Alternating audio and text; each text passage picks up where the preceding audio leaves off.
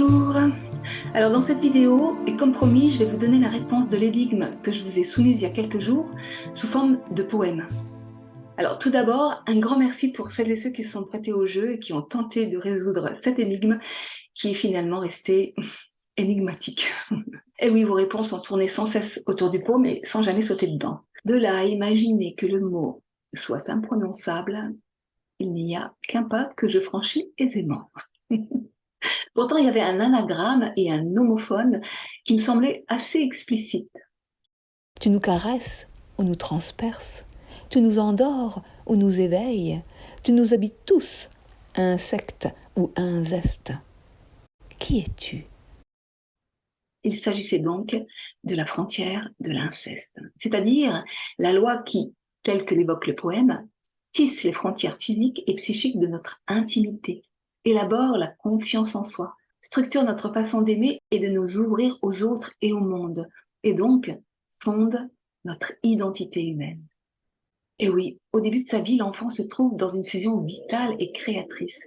Mais si cette fusion persiste, alors elle devient morbide et destructrice. À tort, l'inceste est souvent réduit à un acte de pénétration sexuelle, mais la loi de l'interdit de l'inceste concerne d'abord et avant tout l'interdit de la dévoration psychique, c'est-à-dire l'interdit d'une relation fusionnelle et possessive avec son enfant. Le problème est tel que le laisse imaginer la métaphore de la rivière.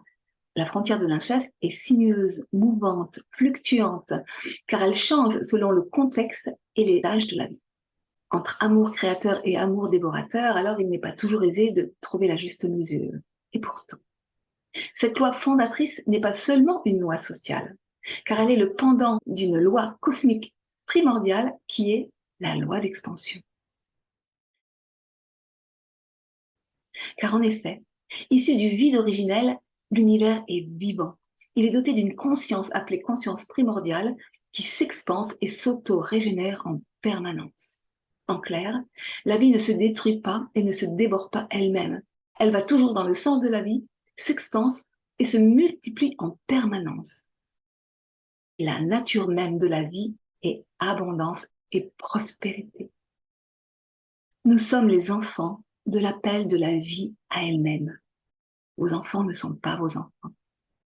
Je vous invite à lire ou à relire ce magnifique texte de Khalil Gibran dans son livre Le Prophète. Et je vous invite aussi à réécouter ce poème à la lumière de ces informations. Et à la fin, je vous ai ajouté un petit texte complémentaire.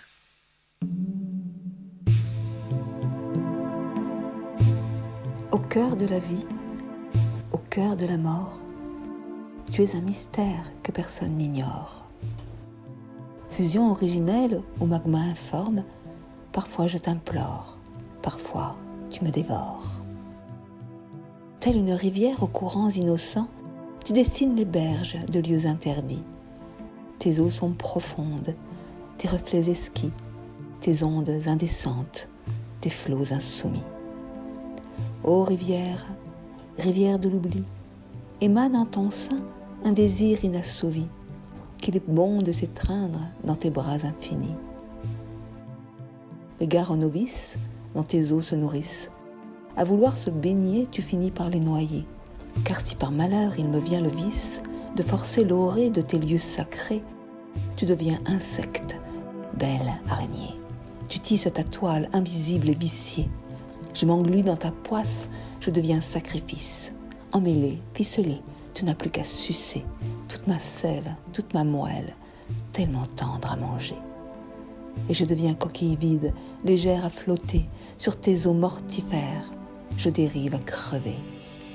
Ô rivière, rivière de l'oubli, émane en ton sein un désir inassouvi, qu'il est bon de s'étreindre dans tes bras infinis. Mais gare aux confusions, tout désir n'est pas bon à saisir. De ce piège, chacun doit s'affranchir. Car si par bonheur il me vient la malice de rester à l'orée de tes lieux sacrés, tu deviens un zeste de citron fruité. Tu m'ouvres au tissage de mon humanité.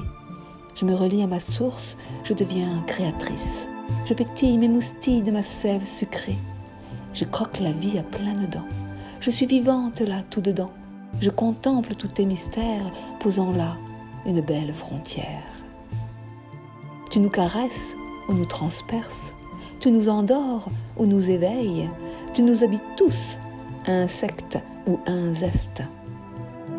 Qui es-tu ?